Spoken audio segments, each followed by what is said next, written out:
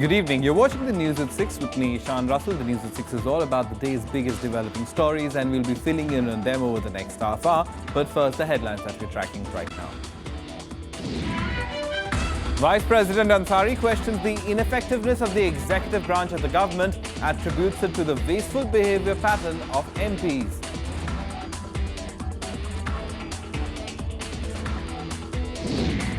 Blame game between the Delhi government and the centre over the gang rape of 2 minors in Delhi. Kejriwal questions the Prime Minister and Lieutenant Governor over failure of Delhi police. The Bihar campaign hots up before the third phase. The Grand Alliance claims the BJP is scared of losing, but the party appears confident about its development flank.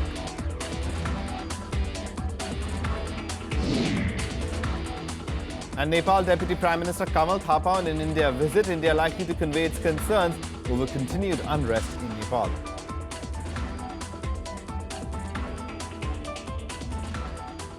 Our top story this evening, in the backdrop of washed out parliament sessions, Vice President Mohammad Hamid Ansari has questioned the wasteful behaviour of parliamentarians inside the House. He was speaking at the convocation of the Hidayatullah National Law University in Raipur. The Vice President also said that the legislative has ceded ground to the judiciary. Vice President Mohammad Hamid Ansari raised several important issues pertaining to the rule of law in his speech today in Raipur. Addressing the convocation of the Hidayatullah National Law University in the city, Vice President Ansari said that the rule of law in India is in a downward spiral. He laid the blame for this on the delayed justice dispensation system and the problems with the executive branch of the government. Parliament is increasingly becoming ineffective in providing surveillance of the executive branch of the government. One part of this is attributed to the behavior patterns of the members of Parliament and the wastage of time that could otherwise be devoted to legislative duties and scrutiny of executive action. Another reason is the increasing complexity of modern governance and the resultant need for greater professionalism in legislative work. Saying that the legislative has ceded ground to the judiciary, the Vice President also said faith in the judiciary has been reinforced by its activism. The traditional public esteem for the judiciary has been reinforced by its activism in contrast to the failure of the executive to apply correctives on matters of concern. This is particularly true of its good work in expanding the ambit of rights. The Vice President also called for the implementation of Dr. Ambedkar's policy to make our political democracy a social democracy as well in order to address the shortfalls. The function was also attended by Chief Justice of India H.L. Datu and the Chief Minister of Chhattisgarh Dr. Raman Singh, among other dignitaries. Vishal Jain's report for Rajya Sabha TV. The brutal gang rape of 2 minors in 2 separate incidents in the national capital has led to a blame game between the state government and the centre. Chief Minister Arvind Kejriwal has questioned the Prime Minister and the Lieutenant Governor over what he terms the failure of the Delhi police. 2 minors, a 2.5-year-old and a 5-year-old, brutally gang raped in Delhi. And instead of figuring a way out to save our children and women, the state and the central governments are busy passing the buck. As the national capital woke up to these crimes, Chief Minister Arvind Kejriwal questioned the Prime Minister and the Lieutenant Governor. In a tweet, he said that the repeated incidents of rape of minors were shameful and worrying. He blamed the Delhi police for failing to provide security before questioning the Prime Minister and the Lieutenant Governor. Under absolutely no democratic control. उनकी किसके प्रति जवाबदेही है? I am willing to cooperate. Please ask LG whether he is willing to cooperate or not. Even though the incident has been condemned nationwide, there are some who are questioning the state government as well. मुझे लगता है कि पूरी की पूरी law and order situation में दिल्ली के बहुत ज्यादा कमियां हैं और इसको ठीक करने की जरूरत है। अगर हम देखें 2014 में दिल्ली पुलिस के आंकड़े से 9 लोगों को सजा हुई है सिर्फ महिलाओं के खिलाफ अपराध में। सारी एजेंसीज को, केंद्र सरकार को भी, दिल्ली सरकार को भी, एलजी को और सबको, दिल्ली पुलिस को, सबको मिलके बैठ के अब इसका कोई ना कोई सोल्यूशन निकालना चाहिए। I would rather call it a gang rape city. It is increasing. We must make the administration also accountable and answerable. Otherwise, these things will not stop. ऐसा नहीं लगता कि वो कोई मुख्यमंत्री बोल रहा हो किसी प्रदेश का, न गार्ड लगे, न सीसीटीवी कैमरे लगे, न कोई दहशत हुई, सिवाय सुबह उठते ही किसी ना किसी से लड़ाई झगड़े की बातचीत वो करते हैं। दिल्ली के बारे में तो बिल्कुल नहीं सोचते, और यही मुझे लगता है बहुत छोटी बात की उन्होंने। While the toddler was raped in Nihal Vihar area of West Delhi on Friday, the 5-year-old girl was allegedly gang raped by 3 men in East Delhi's Anand Vihar. While the accused in the Anand Vihar case have been arrested, the other accused are still roaming free. A case has been registered against all accused. Bureau Report, Rajya Sabha TV. Time now for all the updates in the Bihar Assembly elections.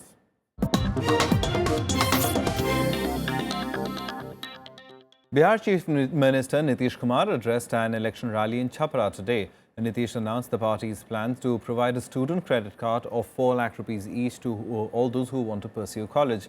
He also took a dig at Narendra Modi and urged the voters not to elect outsiders. Bihar को बिहारी चलाएगा या बाहरी चलाएगा? मैं आपसे एक सवाल पूछता हूं, बिहारी चलाएगा या बाहरी चलाएगा? जब बिहारी चलाएगा तो हम लोग तो ठेठ जेपी सेनानी वाले बिहारी, आपके सामने तो बिहारी खड़ा ही है। सब बाहरी को नमस्ते करके विदा कर दीजिए या अपना जाकर काम देखिए।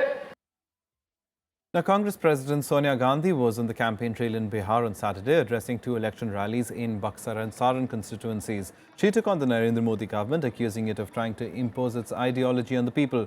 She said the growing number of incidents of intolerance and killings of intellectuals is threatening the democratic and social fabric of the country. She also criticized the NDA government over rising prices of pulses. The party president took a dig at bold promises made by Prime Minister Modi and favoured Bihar Chief Minister Nitish Kumar to live up to his promises. मुख्यमंत्री के उम्मीदवार नीतीश कुमार जी हैं।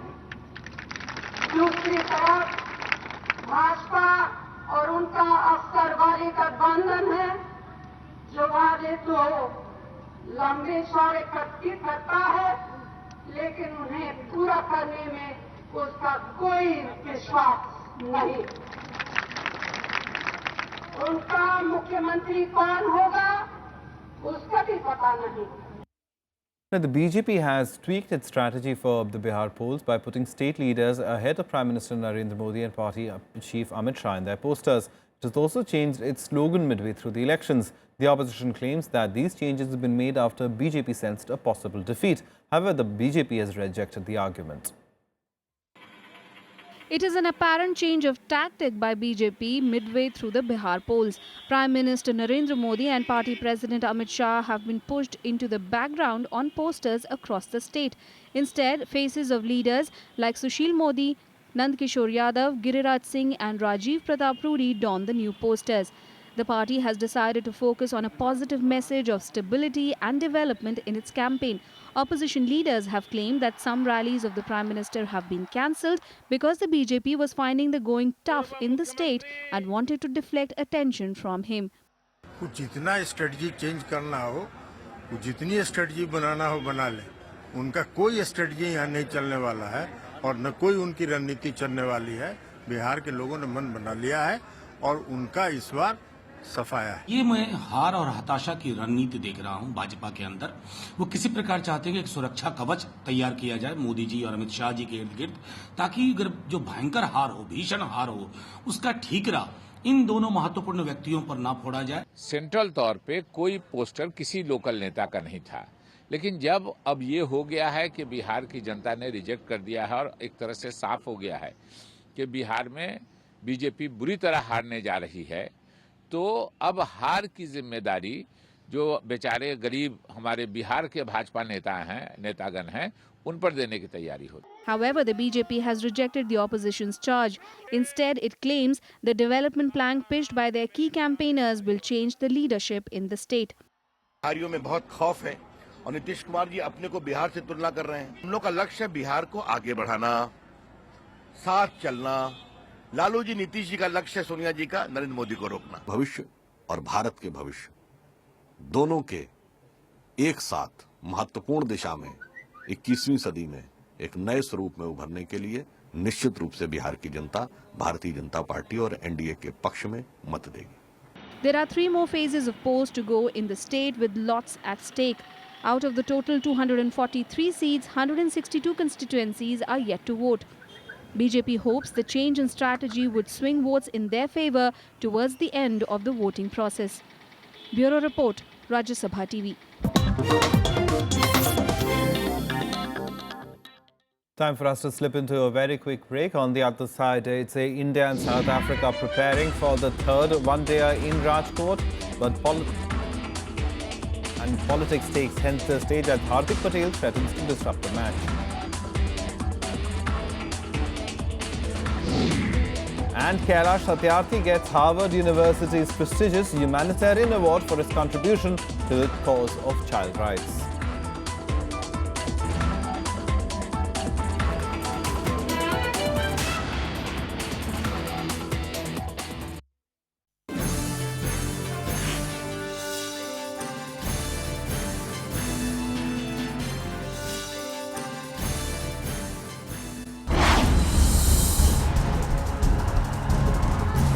The poll juggernaut rolls out in Bihar.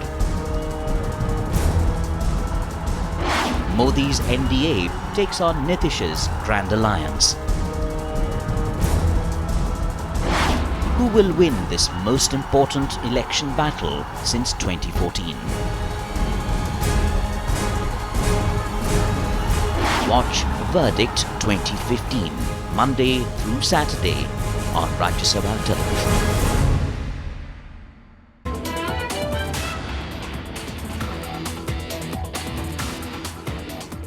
Welcome back. You're watching the news at 6. Now, the Patidar agitation leader Hardik Patel has reiterated that he will hold protests at Rajkot during the third one-day between India and South Africa on Sunday.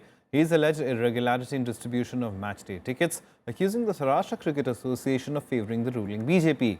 Earlier, the ICC had struck down his plans to send supporters to the grounds to showcase the Patel community's cause.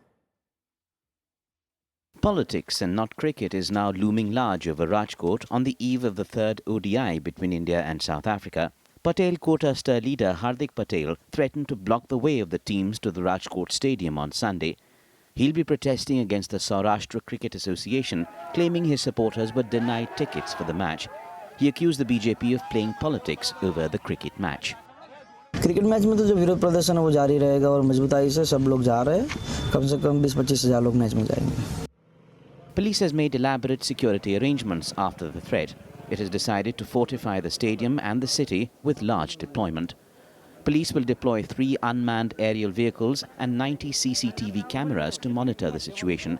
Moreover, 3 companies of State Reserve Police Force have been summoned. Another 1,400 police personnel will keep an eye on every movement in and around the stadium. The SEA has also urged the Patel community not to disrupt the match after unruly crowd behavior in Cuttack during the T20 match on October 5th.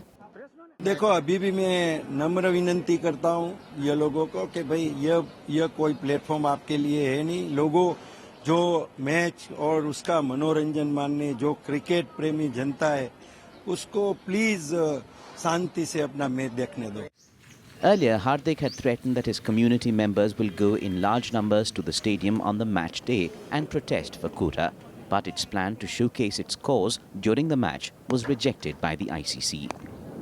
Bureau Report, Rajya Sabha Television. Let's now get you some more national news and updates in Nationwide. At least 13 people died and several others were injured when a passenger van collided with a private bus in Andhra Pradesh early today. The impact was so huge that both vehicles fell off the road. Police and fire tenders reached the spot and the injured were rushed to the nearby hospital. A group of Sikh activists today blocked the national highway in Punjab. The protest comes amidst 2 fresh incidents of the desecration of their holy book in Firozpur and Taran districts. Local residents also warned authorities of a district-wide shutdown to register their protest against the government. The police today recovered a huge amount of arms and ammunition from a militant hideout in the Poonch district of Jammu and Kashmir. The weapons included some Pakistan-made pistols and 20 kilos of RTX. The recovered cache of arms are suspected to belong to some terrorist outfit, which could have hidden it for later usage. India, Japan and the United States are holding joint naval drills called Malabar in Chennai to deepen their maritime ties. The complex high-end war exercises will last for 6 days. The Indian Navy has deployed a submarine to the Malabar exercises along with surface ships and maritime surveillance aircraft, but neither of its 2 aircraft carriers are taking part.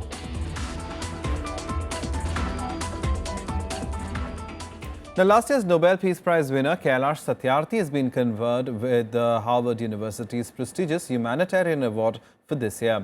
He received the award in recognition of his continuing contribution to the cause of child rights. He is the first Indian to have been given this award. Satyarthi recently succeeded in getting child protection and welfare-related clauses included in the Sustainable Development Goals of the United Nations, which aim to end slavery, trafficking, forced labour and violence. Satyarthi said the issue of child labour has received a lot of attention after he won the Nobel Prize, but the momentum should be maintained.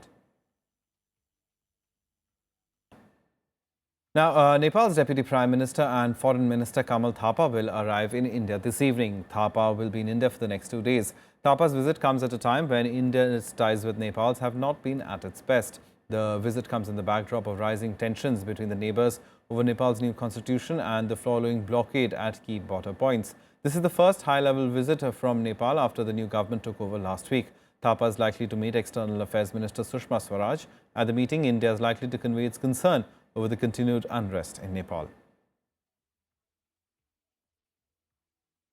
Now, Israel and Palestine are locked in a war of words at the UN over the recent spate of violence. 3 Palestinians who attacked Jews with knives have been killed on Saturday. Close to 50 people have been killed in the past few weeks. While the 2 sides blamed each other, the United Nations condemned the surge in violence and warned of a catastrophic consequence in the region.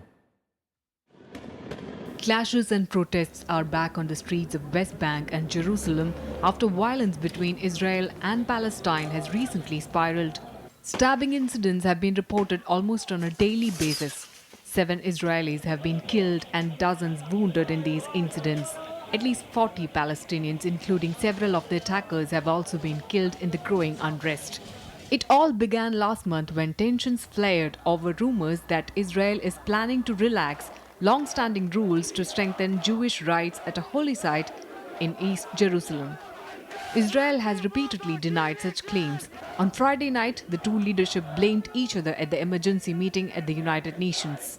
وأن لا يسمح لها أن تستمر في الإفلات من العقاب على ارتكابها هذه الجرائم بحق شعبنا في دولة فلسطين المحتلة بما في ذلك القدس الشرقية. I have no doubt that if on a daily basis your citizens were being stabbed in the streets with butcher knives or shot on buses, your security forces would have reacted in the same way. The United Nations slammed both sides for the surge in violence. It has urged for calm and warned if violence continues, it will have a major impact on the region. We call on all sides to respect the sanctity of all holy sites and reject the extremist elements that are pursuing a political agenda as seeking to transform the current situation from a national to a religious struggle. But the situation remains tense on the ground. Israeli Prime Minister Benjamin Netanyahu said he was ready to meet Palestinian leader Mahmoud Abbas to help restore calm. Bureau Report, Rajya Sabha TV. Now, early voting for Myanmar expatriates is underway in Thailand, Singapore and South Korea. According to Myanmar's Election Commission, only 30,000 overseas nationals in 37 countries had registered for advance voting. Campaigning for the November 8th polls is in full throttle meanwhile in Myanmar. Opposition leader Aung San Suu Kyi reiterated the need to bring stability to the country through these elections. Thousands of expats queued up in front of Myanmar embassies on Saturday to cast their ballots ahead of the November 8 elections. Support for Myanmar opposition leader Aung San Suu Kyi is huge on the ground. Parliament နဲ့စီတော်တော်များများကို NLD ကိုနိုင်စေချင်ပါတယ်။ NLD နိုင်တကယ်လို့ NLD နိုင်ခဲ့လို့ရှိရင်တော့ပညာရေးစနစ်နဲ့တခြားကျန်းမာရေးတန်လူမှုအဆင့်တန်းကိုနည်းနည်းလေးတိုးတက်လာရင်ပဲ But not all those who queued up were able to cast their vote. Only 30,000 overseas nationals in 37 countries had registered to vote. Several voters turned up just to find that their names were not on the list, despite their efforts to register. ဒါပေမဲ့ဝမ်းနေတာတစ်ခုကတော့ကျွန်တော်တို့ဒီတန်ရုံးကထုတ်ပြန်တဲ့စာရင်းအရကျွန်တော်ဒီမှာကျွန်တော်သိသလောက်ဗမာ9သိန်းလောက်ရှိတယ်ခင်ဗျာဟောထိုင်းမှာဒါပေမဲ့စာရင်းမှာတော့600မပြည့်ပါဘူးအဲ့ဒါတစ်ချက်ကတော့ကျွန်တော်စိတ်မကောင်းစရာတွေ့ရပါတယ်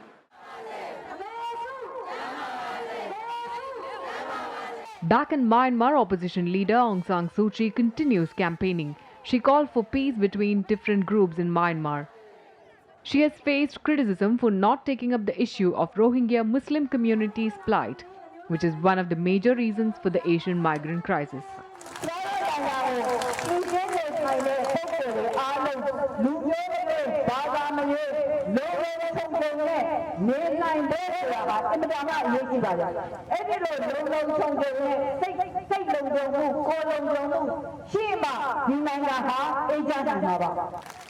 Despite several glitches, this will be the first openly contested general election in Myanmar in 25 years.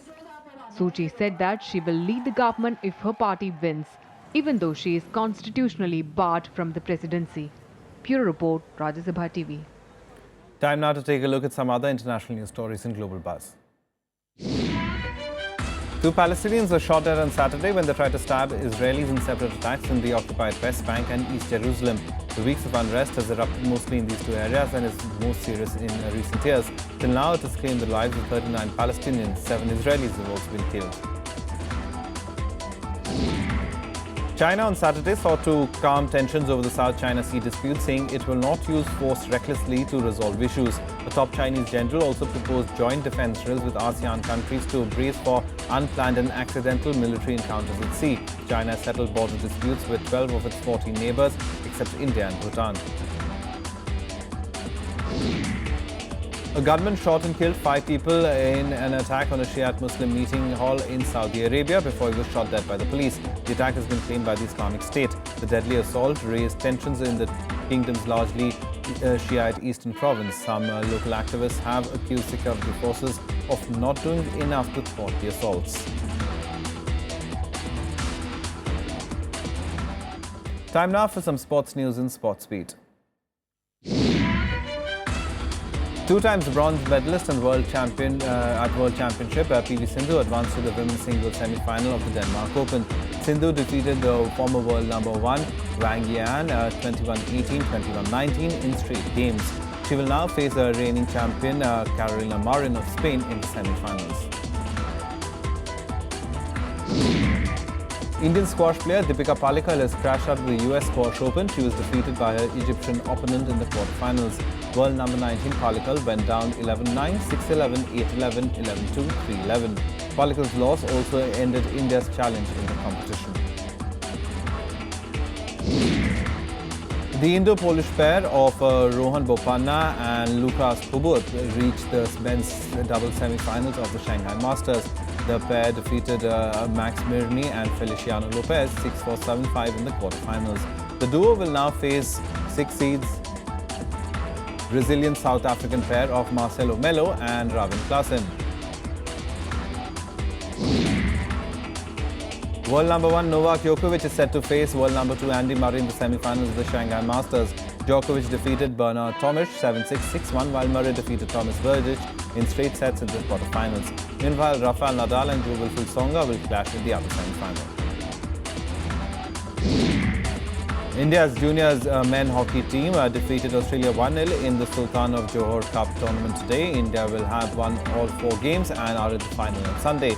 Standing second on the points table are Great Britain, and they will clash with third place Argentina, while Pakistan will take on host Malaysia in the third and final match of the day.